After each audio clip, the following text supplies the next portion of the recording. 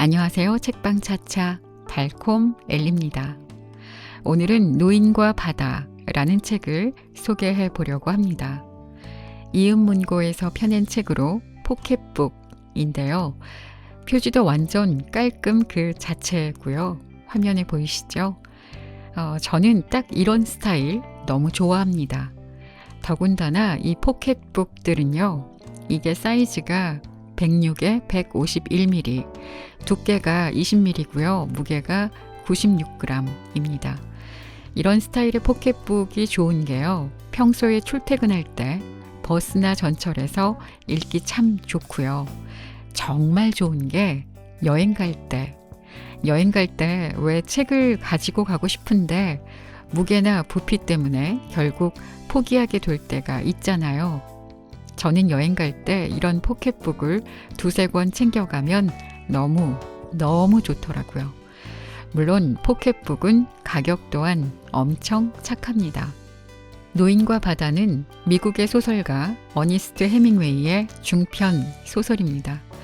그의 대표작으로는 무기여 잘 있거라, 누구를 위하여 종은 울리나, 그리고 노인과 바다가 있죠. 노인과 바다로 인해서 해밍웨이는 플리처상과 노벨 문학상을 수상하기도 합니다. 사실 노인과 바다는 한 줄 요약이 아주 깔끔하게 되는 단순한 줄거리를 가지고 있습니다. 가난하고 나이든 한 어부가 84일 동안 고기를 한 마리도 잡지 못하다가 85일째 되는 날 바다로 나가서 사흘 동안 사투를 벌인 끝에 커다란 청새치를 잡았는데 돌아오던 길에 상어를 만나서 결국에는 앙상한 뼈만 남은 물고기만 가지고 돌아왔다라는 이야기죠. 이게 뭐야? 싶죠? 그쵸? 노인과 바다는 여느 작품들처럼 화려한 미사여구들이나 촘촘한 감정선의 표현들이 없습니다. 대신에 뭔가 사실적이고 담담하지만 묵직한 남성적인 글이라고 느껴집니다. 대체 수많은 사람들이 낚시소설 같은 이 작품을 왜 명작으로 인정하고 오랜 세월 사랑했는지 오늘 저와 함께 하시면서 찬찬히 살펴보시기 바랍니다. 오늘은요, 바다로 나간 노인이 낚시하는 장면부터 읽도록 하겠습니다. 자, 그럼 지금부터 시작하겠습니다.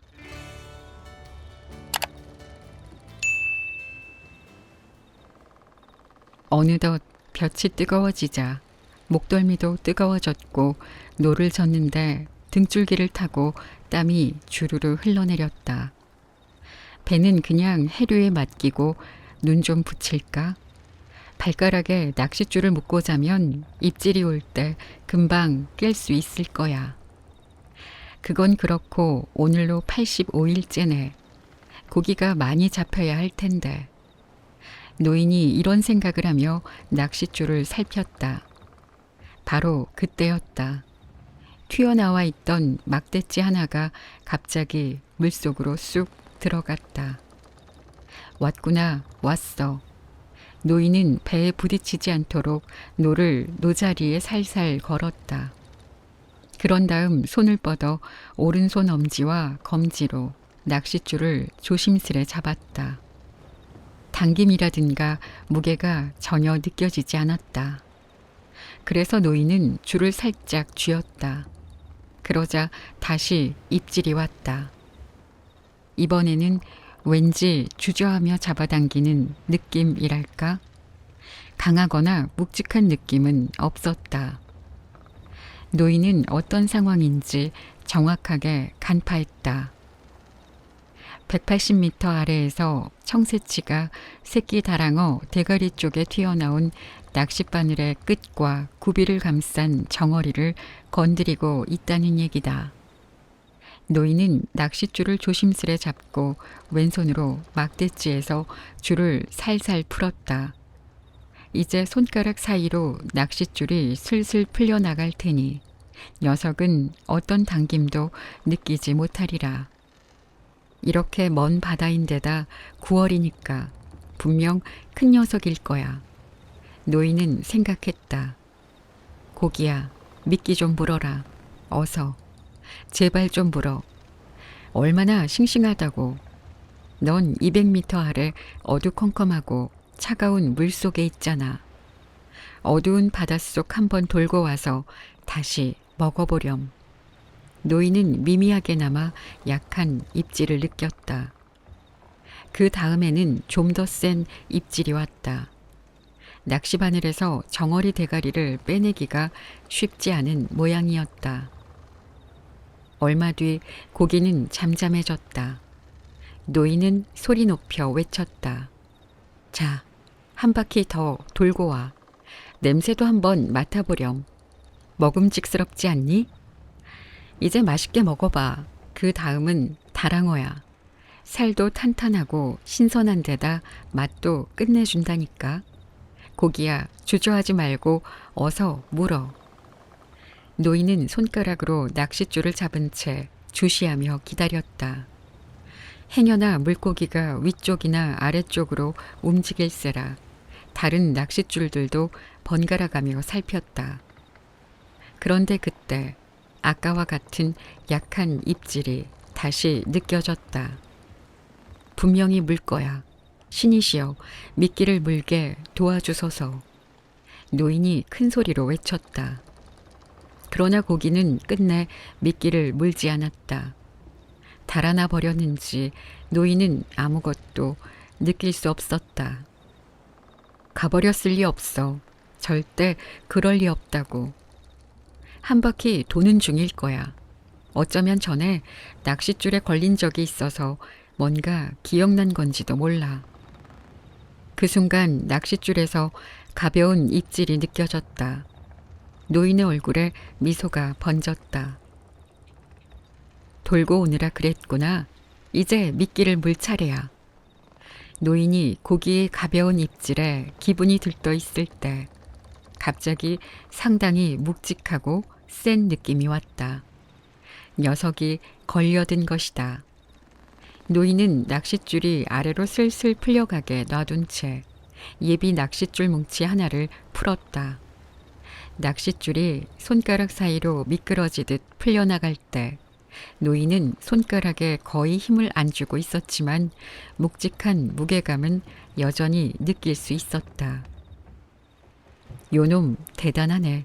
지금 미끼를 옆으로 길게 문 채로 도망가고 있어. 노인이 감탄했다. 저러다 바로 돌려서 꿀꺽 삼켜버리겠지? 노인은 생각했다. 하지만 이 생각은 입 밖에 내지 않았다. 자칫 좋은 일을 떠벌리다간 이를 그르칠 수 있기 때문이다. 노인은 어마어마하게 큰 녀석이라 확신하면서 다랑어를 옆으로 길게 문 채 캄캄한 바닷속으로 달아나는 모습을 그려보았다. 그때 고기의 움직임이 멈추는 느낌이 들었지만 무게감은 여전했다. 차츰 무게가 더해지자 노인은 줄을 좀 더 풀었다. 잠시 낚싯줄을 잡은 손가락에 힘을 줘 당겨봤는데 아까보다 더한 묵직함과 함께 아래쪽으로 쭉 끌어당기는 느낌이 전해져 왔다. 노인은 확신했다. 완전히 물었어. 이젠 녀석이 실컷 먹게 내버려 두면 돼. 노인은 낚싯줄이 손가락 사이로 슬슬 풀려나가게 놔두는 한편 왼손을 뻗어 예비 낚싯줄 두 뭉치의 끝부분을 바로 옆 낚싯줄에 예비 낚싯줄 두 뭉치에 단단히 고정했다. 모든 준비가 끝났다. 노인은 이제 원래 사용하던 한 뭉치 말고도 72m짜리 세 뭉치를 여분으로 더 가지게 된 셈이었다. 좀 더 먹어봐. 완전히 삼켜버리라고. 노인은 그렇게 재촉하며 속으로 생각했다. 꿀꺽 삼켜. 낚싯바늘 끝이 네 심장을 파고들어 숨통을 끊어놓게 말이야. 힘 빼지 말고 올라오렴. 내 작살로 찔러주마. 좋아, 준비됐어? 충분히 먹었겠지? 지금이야. 노인은 크게 소리치며 양손으로 낚싯줄을 힘껏 잡아당겨 1m 정도 쳐들더니 젖먹던 힘을 다해 체중까지 실어 팔을 바꿔가며 계속해서 끌어올렸다. 하지만 아무 일도 일어나지 않았다. 고기는 유유히 멀어져 갔고 노인은 고기를 조금도 들어 올리지 못했다. 노인이 사용하는 낚싯줄은 큰 고기를 낚는 용도로 만들어져 무척 튼튼했다. 노인은 낚싯줄을 등에 둘러매고 버텼다. 그러자 줄이 팽팽해지면서 물방울이 튀더니 물속에서 쉬 하는 소리가 나기 시작했다. 노인은 그 자리에 단단히 버티고 앉아 상체를 뒤로 젖힌 채 줄을 계속 잡고 있었다. 배가 서서히 북서쪽으로 움직이기 시작했다. 고기는 쉼없이 앞으로 나아갔고 노인과 배도 잔잔한 바다 위를 유유히 흘러갔다. 다른 미끼고기들이 여전히 물속에 있었지만 달리 어찌해볼 도리가 없었다. 그 애가 있었으면 좋으련만 고기한테 끌려가는 꼴이라니 영락없이 닷줄 감는 말뚝 신세로군. 줄을 단단히 묶어놔도 되지만 그러다 녀석이 끊어버리면 큰일이지. 최대한 붙잡고 있다가 녀석이 줄을 당기면 풀어줘야 해. 바다 밑으로 안 내려가는 것만도 얼마나 다행이야. 노인은 호탕하게 말했다. 혹시 녀석이 아래쪽으로 내려가면 어쩌지? 느닷없이 물속에 꼬꾸라져 죽기라도 하면. 아니야. 무슨 수가 있을 거야. 방법은 많아. 노인은 낚싯줄을 등에 두른 채 바닷속 비스듬히 기운 줄을 유심히 쳐다보았다. 돛단배는 북서쪽으로 쉬지 않고 움직였다. 저러다 녀석은 죽게 될 거야. 노인은 생각했다. 저런 식으로 계속 갈 수는 없어. 하지만 4시간이 지난 뒤에도 여전히 고기는 돛단배를 끌고 먼 바다로 헤엄쳐 가고 있었다. 노인도 여전히 등에 낚싯줄을 두른 채 꼼짝 않고 버티는 중이었다. 녀석이 걸렸을 때가 정오였어. 그런데 여태 녀석 코빼기도 보질 못했으니 노인이 구시렁댔다. 고기가 낚싯줄에 걸리기 전부터 밀짚 모자를 꾹 눌러 쓰고 있었더니 이마가 쓰라렸다. 게다가 목까지 말랐다. 노인은 줄이 당겨지지 않도록 주의하면서 뱃머리 쪽으로 몸을 최대한 움직이더니 손을 쭉 뻗어 물병을 잡았다. 뚜껑을 열고 물을 조금 마셨다. 그런 다음 뱃머리에 몸을 기댔다. 돛대를 눕혀놓은 곳에 앉아 쉬면서 그저 버티는 것 말고는 아무 생각도 하지 않으려 애썼다. 노인은 뒤를 돌아보았다. 육지라곤 전혀 보이지 않았다. 그렇다고 달라질 건 없어. 노인은 생각했다. 아바나의 불빛만 있으면 언제든 돌아갈 수 있다고. 2시간만 지나면 해가 질 텐데 그전에는 녀석이 떠오르겠지. 안 그러면 달과 함께 떠오를지 몰라. 그것도 아니면 다음날 동이 트면 떠오르겠지. 난 손에 쥐도 안 나고 쌩쌩하잖아. 주둥이에 낚싯바늘이 걸린 건 녀석이라고.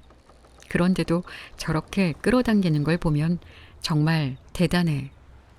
낚싯줄을 꽉 물고 있는 게 틀림없어. 녀석 좀 봤으면 좋겠구만. 내가 어떤 녀석을 상대하는지 한 번만이라도 보고 싶어. 고기는 밤새 항로나 방향을 바꾸지 않았다. 노인이 별을 보며 판단한 바로는 그랬다. 해가 지자 날이 쌀쌀해졌고 노인의 등줄기와 팔, 야윈 다리에 흐르던 땀도 마르면서 한기가 느껴졌다. 낮 동안 노인은 미끼 상자를 덮은 포대를 쫙 펼쳐 햇볕에 말렸다. 해가 지자 포대를 등에 두르고 그 양쪽 끝을 목에 묶은 후 지금껏 등에 둘러맨 낚싯줄 밑으로 포대를 조심스레 밀어 넣었다. 덕분에 낚싯줄에 베긴 부분도 덜 아팠다. 게다가 몸을 구부려 뱃머리에 기댈 방법도 찾으니 몸이 한결 편해졌다. 실은 겨우 참을 만해진 것 뿐이지만 그 정도면 거의 편해진 거나 다름없었다. 난 녀석에게 할 수 있는 일이 없고 녀석도 내게 할 수 있는 일이 없어. 노인은 생각했다. 녀석이 이런 식으로 계속 버티는 한 말이야. 한 번은 노인이 일어나 배 한쪽에서 소변을 누고 별을 쳐다보며 고기의 진로를 살핀 적이 있었다.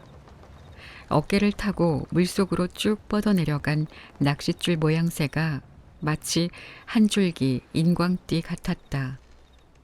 그런데 배의 움직임이 아까보다 느렸고 아바나의 불빛도 그다지 선명하지 않았다. 노인은 해류 때문에 배가 동쪽으로 밀리고 있음을 알아챘다. 아바나의 불빛이 안 보인다면 동쪽으로 치우쳐가고 있는 게 틀림없어. 노인은 생각했다. 녀석이 제대로 갔다면 몇 시간 더 불빛이 보였을 테니까. 오늘 메이저리그 경기는 어떻게 됐을까? 이럴 때 라디오가 있으면 오죽 좋아? 그러다가 노인은 마음을 고쳐먹었다. 녀석을 잊으면 안 돼. 네가 뭘 하는 중인지 생각하라고. 쓸데없는 생각 하지 말고. 그러더니 노인이 큰 소리로 말했다. 그 애가 있었으면 좋았을 텐데. 나도 도와주고 이것도 보고. 나이가 들면 혼자 있으면 안 돼. 노인은 생각했다. 하지만 어쩌겠어. 상하기 전에 다랑어나 꼭 챙겨 먹자. 그래야 계속 힘을 내지. 명심해. 별로 먹고 싶지 않아도 아침에 꼭 먹어둬야 해.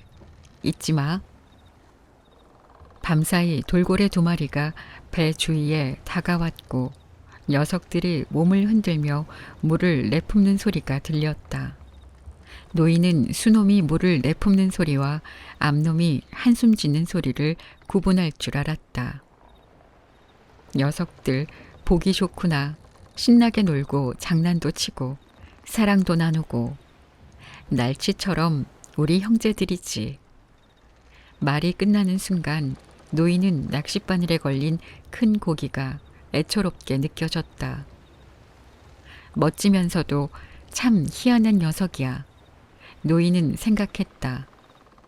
몇 살이나 먹었을까? 저렇게 힘도 센 데다 이상하게 구는 녀석은 난생 처음이야. 날뛰지도 않는 걸 보면 꽤 영리한가 봐. 날뛰거나 사납게 달려들면 날 무너뜨리고도 남을 텐데. 전에 낚싯줄에 여러 번 걸려본 모양이지. 이런 식으로 싸워야 한다는 걸 알고 있으니 말이야. 녀석은 제 상대가 한 사람뿐이고 그것도 한낱 늙은이에 불과하다는 걸 알 리 없겠지. 아무튼 굉장히 큰 녀석이고 거기에 육질까지 좋다면 시장에서 값을 제법 받겠는걸. 미끼를 무는 폼새며 잡아당기는 힘이 수놈다워. 싸울 땐 겁먹은 기색 하나 없고. 녀석에게 무슨 계획이라도 있는 걸까? 아니면 그냥 나처럼 필사적으로 버티는 걸까? 노인은 예전에 청새치 한 쌍 중 한 마리를 잡았던 일이 생각났다. 청새치 수놈은 늘 암놈부터 먹이를 먹게 한다. 그런데 암놈이 낚싯바늘에 걸리면서 겁에 질려 죽기 살기로 저항하다 이내 녹초가 돼버리자 수놈은 낚싯줄을 가로지르거나 암놈 주변에 수면을 맴돌며 그 곁에 머물렀다. 수놈이 암놈과 워낙 가까이 있던 터라 꼬리로 낚싯줄을 끊어버리지는 않을까 노인은 노심초사했다. 꼬리가 낫처럼 날카로운 데다 모양이며 크기도 낫과 거의 비슷했기 때문이다. 노인은 결국 암놈을 갈고리로 찍은 뒤 가장자리가 꺼끌꺼끌하고 검투용 칼처럼 길고 예리한 주둥이를 잡은 채 몸 색깔이 거울 뒷면처럼 거의 낯빛으로 변할 때까지 정수리를 몽둥이로 후려치고는 소년의 도움을 받아 배 위로 끌어올렸다. 그때까지 수놈은 배 옆을 떠나지 않았다.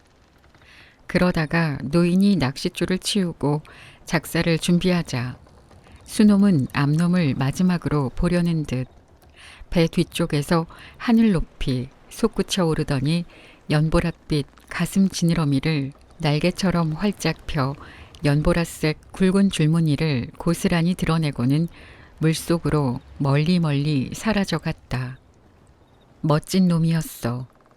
노인은 당시를 떠올렸다. 게다가 제짝 옆을 떠나지도 않았고 청새치를 잡으면서 그런 슬픈 광경은 처음이었어. 노인은 생각했다. 그 애가 하도 슬퍼해서 암놈에게 용서를 빈 다음 바로 도살해버렸지. 그 애가 여기 있었으면 얼마나 좋을까. 노인은 크게 한숨 짓고는 둥구스름한 뱃머리에 자리를 잡고 앉았다. 고기가 어느 쪽을 선택했든 그 방향으로 배가 쉼없이 끌려가는 동안 등에 두른 낚싯줄을 통해 거대한 고기의 힘이 고스란히 느껴졌다. 일단 내 꼬임에 넘어간 이상 녀석도 선택을 할 수밖에 없었을 거야. 노인은 생각했다. 녀석이 선택한 건 올가미와 덫, 미끼로부터 멀리 멀리 벗어나 깊고 어두운 바닷속에 꽁꽁 숨자는 거겠지. 그리고 그런 녀석을 끝까지 쫓아가서 누구보다 먼저 잡겠다는 게 내 선택이고 세상 그 누구보다 먼저 말이지. 지금 우리는 함께 있어. 정오부터 쭉 말이야. 게다가 우릴 도와줄 사람도 하나 없어. 차라리 어부가 되지 말걸. 노인은 생각했다. 하지만 내 천직이야. 동이 트면 잊지 말고 다랑어나 먹어두자. 그런데 동이 트기 얼마 전 뒤쪽에 있는 미끼에 뭔가가 걸렸다. 막대찌가 부러지는 소리가 나더니 낚싯줄이 배전 너머로 마구 풀려나갔다. 컴컴한 가운데 노인은 칼집에서 단검을 뽑더니 앞서 잡은 청새치의 힘을 왼쪽 어깨로만 버티며 몸을 뒤로 틀고 배전에 칼을 내리쳐 낚싯줄을 끊었다. 그런 다음 가장 가까이에 있는 다른 낚싯줄까지 끊더니 그렇게 끄는 낚싯줄들을 어둠 속에서 서로 단단히 묶었다. 노인은 낚싯줄 뭉치가 움직이지 않도록 발로 밟은 상태에서 한 손으로 능숙하게 매듭을 지었다. 이로써 예비 낚싯줄 6뭉치가 준비된 셈이다. 노인이 자른 2개의 낚싯줄에 달린 예비 낚싯줄 4뭉치에다 청새치가 물고 있는 낚싯줄에 달린 2뭉치까지 총 6뭉치가 모두 연결된 상태였다. 날이 밝으면 72m짜리 낚싯줄도 끊어버리고 거기 예비 낚싯줄도 연결해버려야지. 노인은 생각했다. 이거 360m나 되는 튼튼한 카탈루냐산 낚싯줄에다 낚싯바늘, 목줄까지 몽땅 잃게 생겼네. 그거야 또 구하면 되지. 하지만 괜한 녀석을 잡으려다 이 녀석을 놓쳐버리면 누가 보상해 주겠어. 좀 전에 어떤 녀석이 미끼를 물었을까?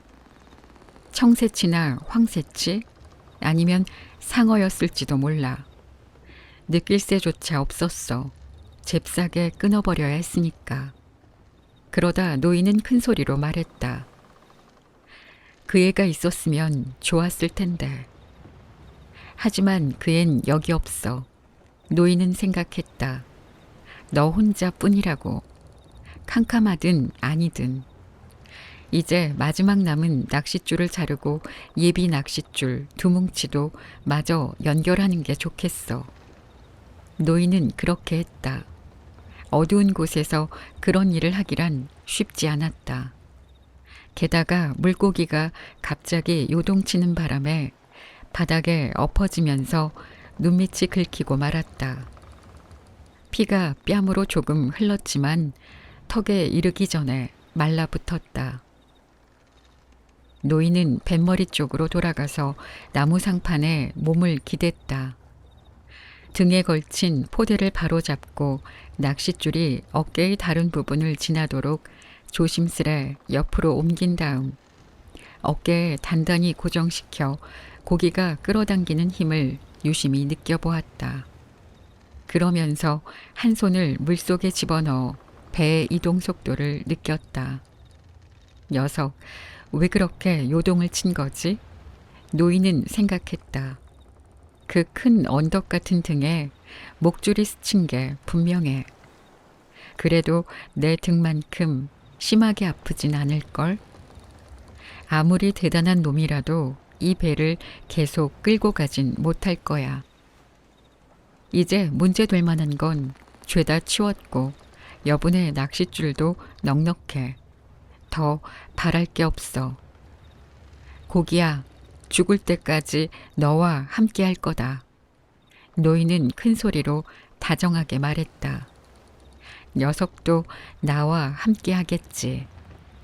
노인은 생각하며 날이 밝길 기다렸다. 동이 트기 전이라 그런지 쌀쌀했다. 노인은 뱃머리 상판 쪽으로 몸을 잔뜩 웅크려 추위를 피했다. 녀석이 한다면 나도 끝까지 한다고. 노인은 굳게 다짐했다. 새벽 여명이 밝아오는 가운데 낚싯줄이 깊은 바닷속으로 쭉 뻗어 있었다. 배는 쉼없이 이동했고 해가 가장자리 부분부터 서서히 모습을 드러내면서 노인의 오른쪽 어깨를 내리 비췄다. 노인이 말했다. 녀석이 북쪽으로 향하는군. 하지만 해류 때문에 멀리 동쪽으로 향하게 될 거야. 노인은 생각했다. 녀석이 해류를 타고 방향을 돌렸으면 좋으련만. 그건 녀석이 지쳐가고 있다는 증거겠지. 해가 더 높이 떠올랐을 때 노인은 고기가 지치지 않았다는 걸 깨달았다. 유리한 조짐이라곤 딱 하나뿐이었다. 낚싯줄이 기울어진 모양새를 보니 이전보다 좀 더 위로 올라와 헤엄을 치고 있는 듯 했다. 그렇다고 녀석이 반드시 뛰어오를 거란 얘기는 아니었다. 하지만 가능성은 있었다. 녀석이 뛰어오르게 해주세요. 녀석을 처리할 낚싯줄도 충분히 있다고요. 낚싯줄을 더 팽팽하게 당기면 아파서 뛰어오를지도 몰라. 노인은 생각했다. 날도 밝았으니 뛰어오르게 하자. 그러면 등뼈 쪽에 자리한 부래에 공기가 가득 차서 깊이 내려가 죽는 일 따윈 없을 테니까. 노인은 줄을 당겨보려 했다. 하지만 낚싯줄은 고기가 걸렸던 순간부터 아주 팽팽해서 거의 끊어지기 일보 직전이었다. 노인은 몸을 뒤로 젖혀 줄을 당겼다가 엄청난 힘을 느꼈다. 더 이상 잡아당기면 큰일 나겠다 싶었다. 획 잡아당기면 안 돼. 노인은 생각했다. 자꾸 잡아당기면 그때마다 낚싯바늘에 걸린 부분이 벌어지고 그러다 녀석이 뛰어오르면서 빠질 수도 있어. 그나저나 해가 뜨니 훨씬 좋군. 이번에는 해를 정면에서 보지 않아도 되고 말이야. 낚싯줄에는 누런 해조가 달라붙어 있었지만 덕분에 물고기가 더 힘들어질 거라는 생각에 내심 반가웠다. 밤사이 인광을 쉴 새 없이 번뜩이던 것이 바로 이 누런 모자반이었다. 노인은 말했다. 고기야, 난 널 무척 아끼고 존경한단다. 하지만 오늘이 가기 전에 끝장내줄게. 우리 그러길 바라자. 노인은 생각했다. 작은 새 한 마리가 북쪽에서 돛단배를 향해 날아왔다. 휘파람 새였다. 바다 위를 아주 낮게 날고 있었다. 노인은 새가 무척 지쳤다는 걸 한눈에 알아보았다. 새는 선미에 내려앉아 쉬었다. 이윽고 노인의 머리 주변을 돌더니 좀 더 편안해 보였는지 낚싯줄 위에 자리를 잡았다. 몇 살이니? 이번이 첫 여행이니? 노인은 새에게 물었다. 그러는 동안 새는 노인을 빤히 쳐다보았다. 낚싯줄을 제대로 살필 기운도 없을 만큼 피곤한 모양이었다. 가녀린 발로 줄을 단단히 움켜잡고는 위태롭게 앉아 있었다. 튼튼한 줄이란다. 아주 튼튼하지. 간밤엔 바람도 잠잠했는데 뭐가 그리 피곤할꼬. 앞으로 어쩌려고. 매가 이 꼬마들을 만나러 바다로 나오겠지. 노인은 생각했다. 하지만 노인은 새들에게 이런 말을 하지 않았다. 말해봐야 알아들을 리도 없거니와 조만간 매에 대해 알게 될 테니까. 푹 쉬어라 꼬마야. 그러고 나서 육지로 날아가 사람이나 물고기, 다른 새들처럼 뭐든 해보는 거야. 이렇게 이야기라도 하니 기분이 나아졌다. 밤사이 등이 뻣뻣하게 굳은 데다 지금은 옥신옥신 쑤시기까지 했다. 원한다면 내 배에서 머물거라.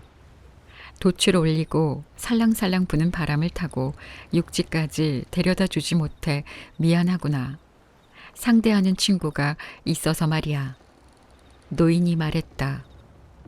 그런데 그때 물고기가 갑자기 요동을 치며 낚싯줄을 당기는 통에 노인이 뱃머리 쪽으로 곤두박질 치고 말았다. 단단히 버티고 앉아 낚싯줄을 풀어주지 않았다면 자칫 배 밖으로 끌려갈 뻔했다. 낚싯줄이 갑자기 움직인 사이 새가 날아가 버려 노인은 새가 떠나는 것도 보지 못했다.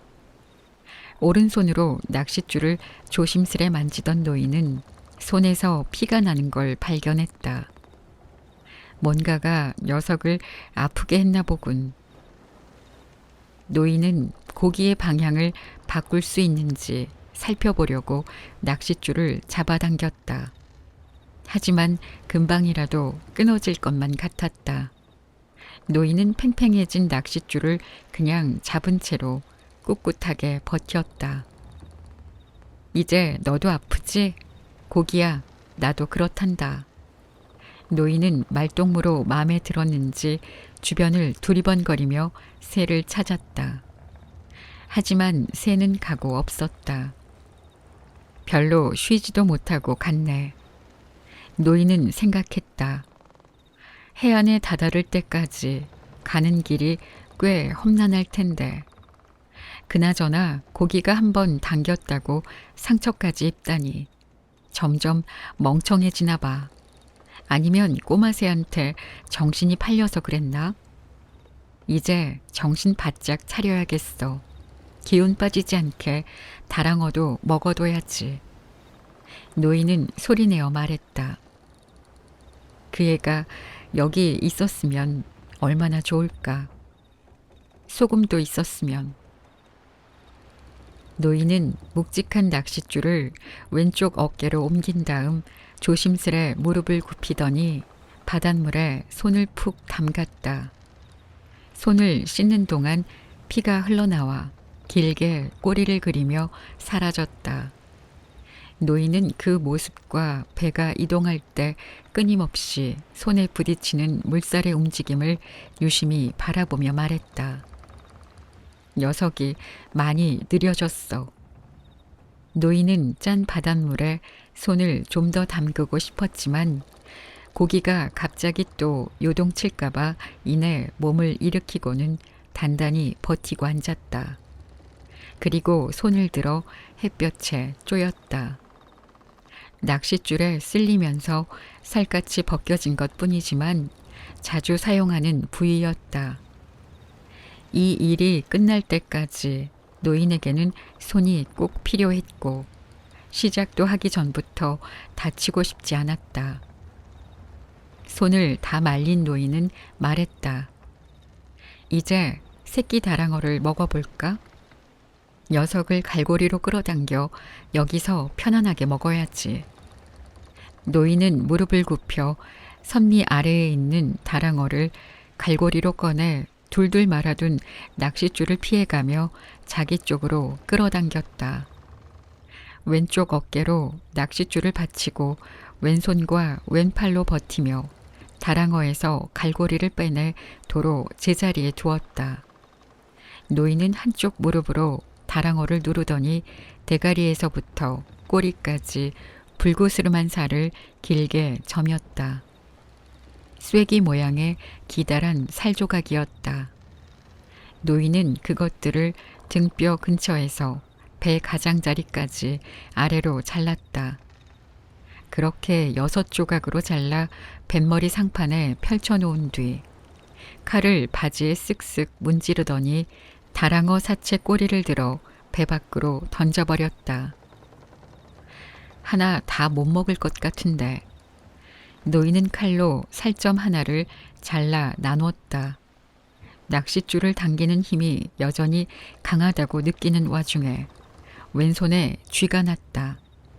묵직한 낚싯줄을 잡은 손이 뻣뻣하게 오그라들었고 노인은 그런 손을 바라보며 짜증을 냈다.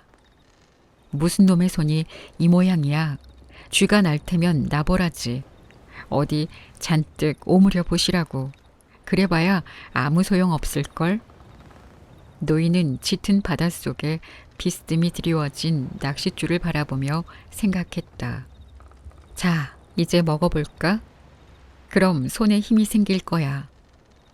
손이 무슨 잘못이겠어. 자네가 몇 시간째 저 녀석을 상대하고 있잖아. 하지만 계속될 수도 있어. 어서 다랑어나 먹어두자고. 노인은 한 조각을 집어 입에 넣고는 천천히 씹었다. 맛이 그리 나쁘지 않았다. 꼭꼭 씹어 즙까지 모조리 삼켜 라임이나 레몬, 소금 좀 있으면 그런대로 먹을만 할 텐데. 노인은 쥐가 나서 사후 경직된 것처럼 뻣뻣해진 손에게 물었다. 손아, 좀 어떠니?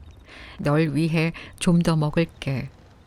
노인은 반으로 자른 나머지 조각도 입에 넣어 꼭꼭 씹고 껍질은 뱉었다. 손아, 이제 좀 어때? 너무 빨리 물어봤니? 노인은 다른 조각을 들어 통째로 입에 넣고 씹었다. 고놈 육질도 단단하고 싱싱한데?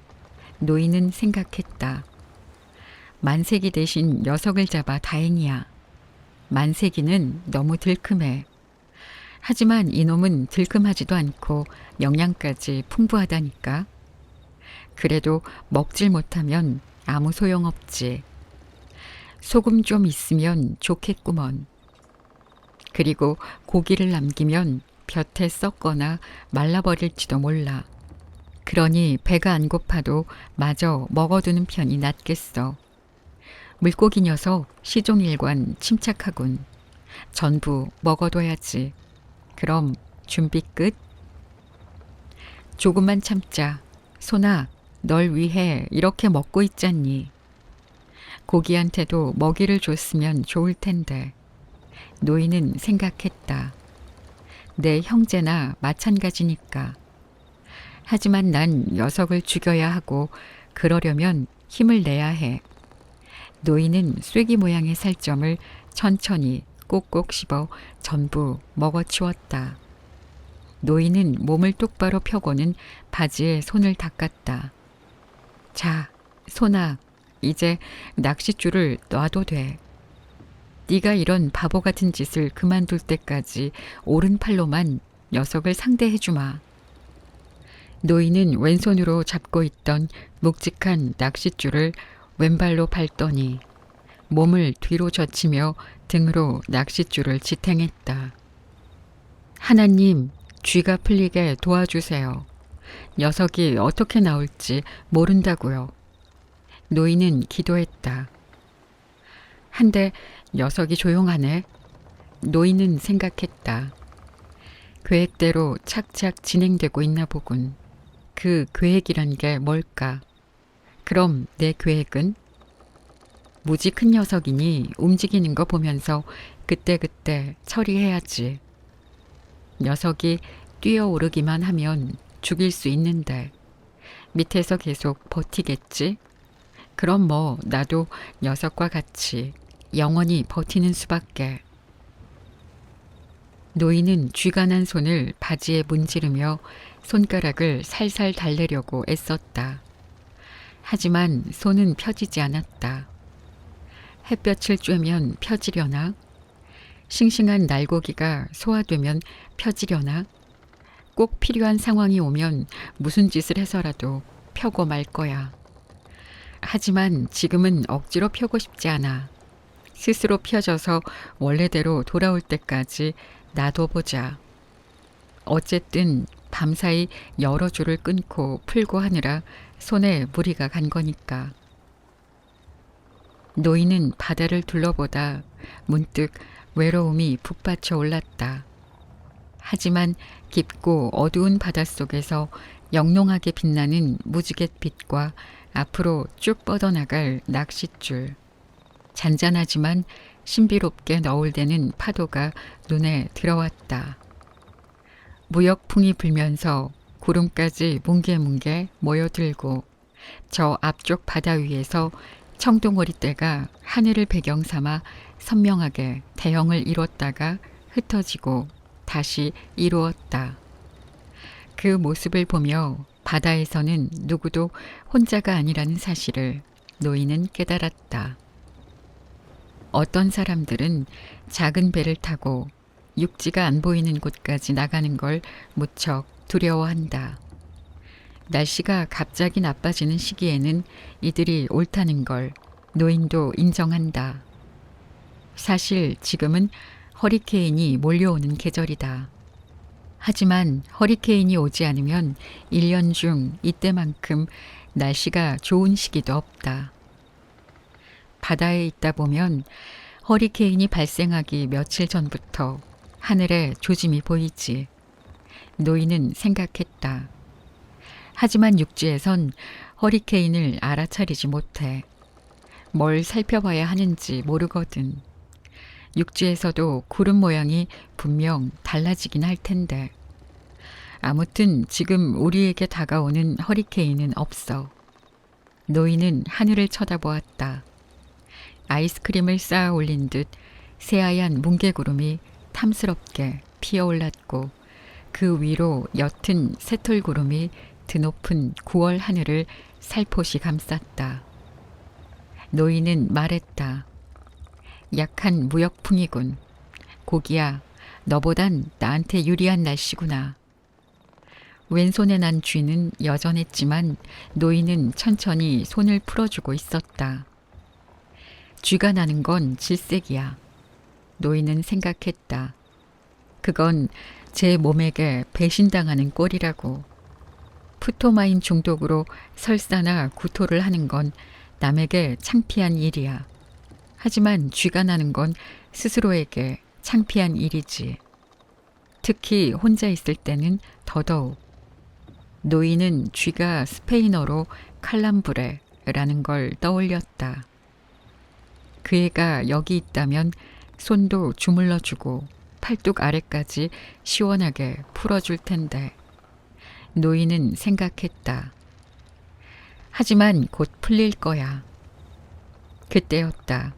낚싯줄을 당기는 힘이 달라진 게 오른손에 느껴졌다.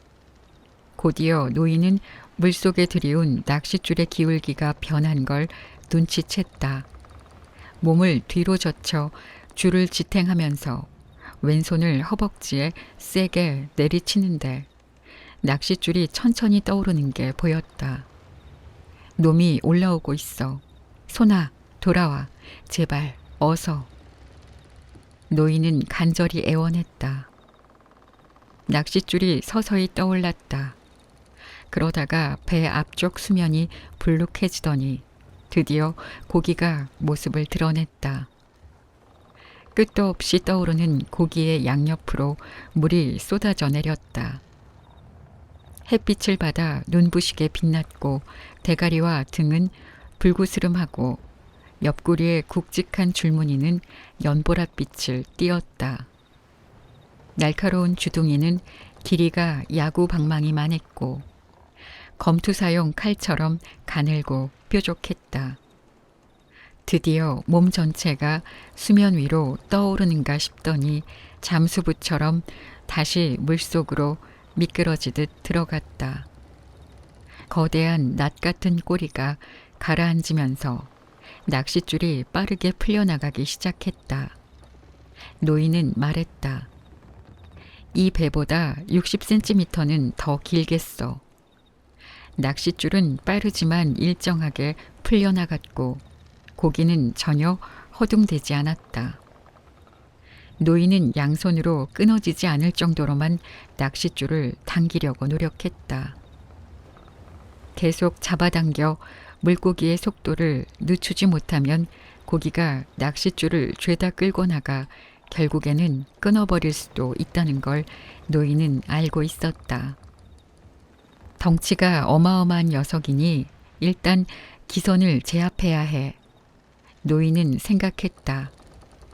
제 힘이 얼마나 센지, 자기가 날뛰면 무슨 짓을 할 수 있는지 절대 모르게 해야 한다고. 내가 녀석이라면 이젠 젖먹던 힘을 다해 뭐라도 끊어질 때까지 돌진해 볼걸. 그런데 다행히 저 녀석들은 우리 인간만큼 영리하질 못해. 우리보다 고상하고 노련하긴 하지만 말이야. 노인은 커다란 고기를 숱하게 봐왔다.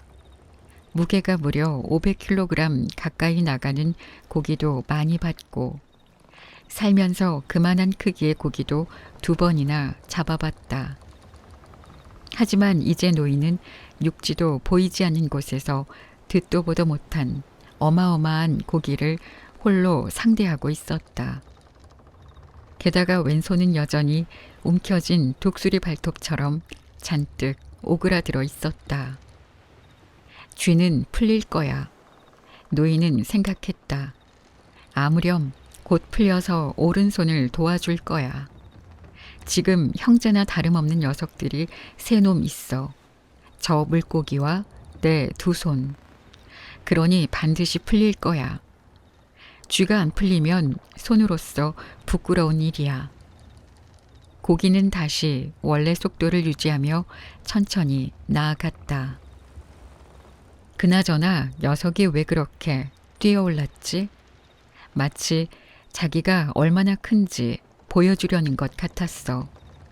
어쨌든 나도 이젠 확실히 알았어. 내가 어떤 사람인지도 보여주면 좋을 텐데. 아참, 그랬다간 내 손에 쥐가 난 걸 녀석도 알아채겠지. 그냥 실제보다 더 센 사람이라고 생각하게 놔두자. 그리고 기필코 그렇게 될 거야. 내가 저 고기라면 얼마나 좋을까. 녀석은 모든 걸 걸고 내 의지와 내 판단하고만 싸우면 되잖아. 노인은 상판에 편하게 기댄 채 아프면 아픈 대로 버티었다. 물고기도 쉬지 않고 헤엄을 쳤고 배도 어두운 바다를 헤치며 천천히 움직였다. 동쪽에서 바람이 불어와 파도가 살짝 일렁였고 정오가 되자 왼손에 난 쥐도 풀렸다. 너한테는 나쁜 소식이구나, 고기야. 노인은 어깨에 두른 포대 위에 낚싯줄 위치를 옮기며 말했다. 사실 좀 편해지긴 했어도 아픈 건 여전했다. 노인이 인정하지 않아서 그렇지. 난 신앙심이 깊은 사람이 아닙니다. 하지만 이 고기를 잡을 수만 있다면 주기도문과 성모송을 10번이라도 외우겠습니다. 네, 약속하는데 고기를 잡기만 하면 코불의 대성당에 성모를 뵈러 순례를 떠나겠습니다. 맹세합니다. 노인은 기계적으로 주기도문을 외우기 시작했다. 가끔씩 너무 피곤한 나머지 생각이 안 날 때도 있었는데 그럴 때마다 빠르게 암송하면 저도 모르게 입에서 술술 나오곤 했다. 성모송이 주기도문보다 외우기 쉽다는 생각이 들었다. 은총이 가득하신 마리아님, 기뻐하소서. 주님께서 함께 계시니 여인 중에 복되시며 태중의 아들 예수님 또한 복되시나이다. 천주의 성모 마리아님, 이제와 저희 죽을 때에 저희 죄인을 위하여 빌어주소서. 아멘. 노인은 이어서 말했다. 복되신 마리아님, 이 고기의 죽음을 위해서라도 빌어주소서. 물론 아주 멋진 녀석이긴 합니다만. 기도를 하면서 기분이 훨씬 나아지긴 했지만 고통은 그만큼, 아니 한결 더 심해진 것 같았다. 그래서 노인은 뱃머리 상판에 몸을 기대고 왼손의 손가락들을 기계적으로 움직이기 시작했다. 바람이 살랑살랑 불고 있었지만 이제 햇살은 제법 따가웠다. 저기 선 밑쪽 짧은 줄에 미끼를 다시 달아놓는 게 좋겠어. 녀석이 하룻밤 더 버티기로 작정했다면 나도 먹을 게 필요할 테니 말이야. 병에 물도 별로 없는데 여기선 잡아봐야 만세기 뿐이겠지. 그래도 갓 잡아서 먹으면 그리 나쁘진 않을 거야. 오늘 밤에 날치가 배에 날아들면 좋으련만. 하지만 녀석들을 유인할 빛이 없네. 날치는 날로 먹어도 맛있고 잘게 자를 필요도 없어. 이젠 힘을 최대한 아껴야 해. 빌어먹을 저렇게 큰 놈일 줄 누가 알았겠어. 노인은 말했다. 하지만 녀석을 죽이고 말 거야. 녀석이 아무리 크고 대단하더라도. 물론 옳은 일은 아니지만 그래도 녀석에게 보여주겠어. 노인은 생각했다. 인간이 어떻게 할 수 있는지, 인간이 얼마나 잘 버티는지 말이야. 그 애한테도 내가 별난 노인이라고 했지. 지금이 그걸 분명히 보여줄 때야. 여태까지 수없이 보여줬더라도 상관없었다. 지금 노인은 또다시 보여주고 있었다. 매번 처음 하는 것 같았고 그러는 동안은 과거에 대해 전혀 생각하지 않았다. 녀석이 잠 좀 잤으면 좋겠는데 노인은 중얼거렸다. 그래야 나도 눈 좀 붙이고 사자 꿈도 꿀 수 있지. 한데 왜 자꾸 사자가 보이는 걸까?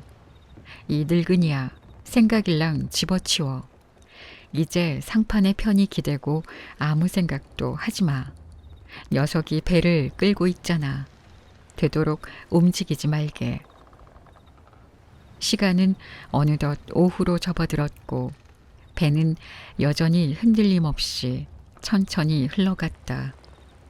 하지만 동풍이 불어서인지 이전보다 배가 더디게 움직였다.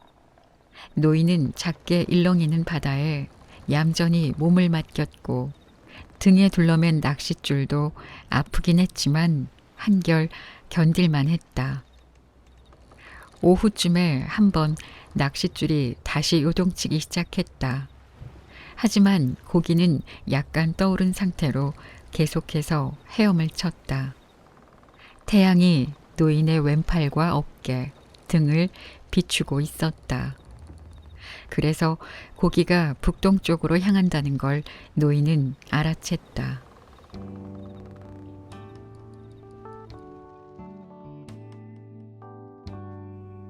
오늘 제가 읽었던 노인과 바다에서 가장 많이 등장한 문장이 뭔지 아시겠어요? 노인이 말했다. 노인이 생각했다. 이 두 문장이었습니다. 육지도 보이지 않고 사람이나 다른 배들도 전혀 없는 말 그대로 망망대해에서 노인이 홀로 청새치와 사투를 벌이는 내용이었는데 그 와중에 노인은 계속 혼잣말을 하기도 하고 이런저런 생각을 이어갑니다. 자칫 낚시 소설이 될 수도 있을 이 책이 명작이 된 이유는 여기에 있지 않을까요? 노인은 오랜 시간 바다에서 청새치와 싸우며 심지어 청새치의 모습은 딱 한 번 보았죠. 그 시간들을 노인은 혼자 많은 생각을 하며 보냅니다. 그런데 그 생각들에는 힘들다, 포기하고 싶다 라던가 세상을 향한 원망이나 바람도 없습니다. 딱 하나 있긴 하네요. 라디오가 있었으면 좋겠다 라고요. 노인은 외롭고 쓸쓸한 사람이지만 참 긍정적인 사람이고 희망에 찬 사람입니다. 원래 낚시를 하면 그렇게 되려나요? 전쟁 소설을 많이도 썼던 해밍웨이가 어부인 노인의 이야기를 집필했던 것도 이 때문일 것 같습니다. 이미지로 떠올리면 낭만적이고 고즈넉해 보이는 망망대해의 바다 위 노인의 모습이 어찌 보면 전쟁통에서 싸우는 이들만큼 쉽지 않은 시간이잖아요. 오늘도 이 책을 통해서 여러분들의 마음이 조금이라도 행복하고 맑아졌기를 바랍니다. 지금까지 책방 차차 달콤 엘리였습니다. 감사합니다.